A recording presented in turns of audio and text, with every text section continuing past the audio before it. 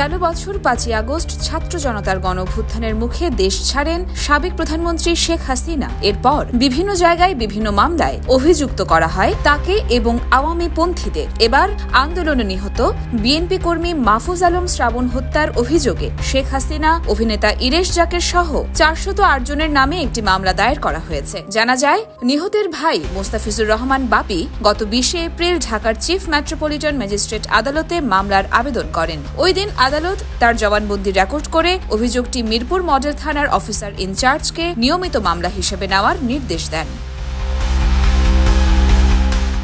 মামলায় অভিনেতা ইরেশ জাকের 157 নম্বর এজাহার নামীয় আসামি। মামলার এজাহারে নিহতের বড় ভাই উল্লেখ করেন, তার ছোট ভাই মাহফুজ আলম শ্রাবণ বিএনপির দলীয় কর্মী। বিভিন্ন সময়ে ছাত্র আন্দোলনে অংশগ্রহণ করে ছাত্রদের পক্ষে বিভিন্ন স্লোগান দিত সে।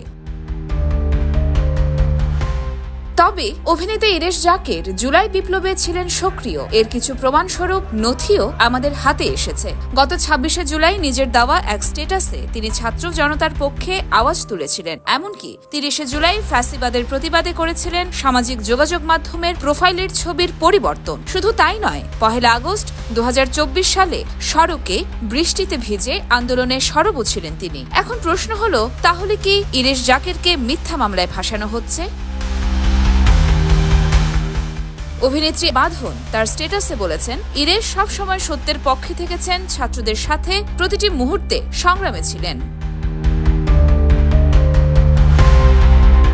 4 আগস্ট যখন কারফিউ ঘোষণা করা হয়, তারা শাহবাগে একসাথেই ছিলেন। সব বিপদের মাঝেও ইরেশ জাকে নিশ্চিত করেছিলেন বাঁধন যেন নিরাপদে কালশী ফ্লাইওভারে পৌঁছাতে পারে। 4 আগস্ট রাতের কথা উল্লেখ করে আজমেরি হক বাঁধন আরো বলেন, সেই রাতে গণভবনে যাওয়ার জন্য তাদের উপর প্রচন্ড চাপ ছিল। তবে ইরেশ জাকের দৃঢ়ভাবে না বলেছিলেন। তিনি কঠিন সিদ্ধান্ত নিয়ে ছাত্রদের পাশে, সত্যের পাশে দাঁড়িয়েছিলেন, চাপের কাছে নতি স্বীকার করেননি। আজ যখন বাঁধন দেখছেন তাকে হয়রানি করা হচ্ছে, তখন বাঁধনের হৃদয় ভেঙে যাচ্ছে। সকলেই ইরেশের পাশে আছেন জানিয়ে বাঁধন বলেন, যারা সত্যের পক্ষে দাঁড়ায় তাদের রক্ষা করা উচিত, নিপীড়ন নয়। তারা ইরেশের পাশে আছেন। এদিকে সাংস্কৃতিক বিষয়ক উপদেষ্টা মোস্তফা সরওয়ার ফারুকীও সাংবাদিক সম্মেলনে এক বিবৃতি দিয়েছেন ইরেশ জাকেরের পক্ষ নিয়ে। তিনি উল্লেখ করেছেন, হত্যা মামলায় ইরেশ জাকেরের সম্পৃক্ততা বিরক্তিকর।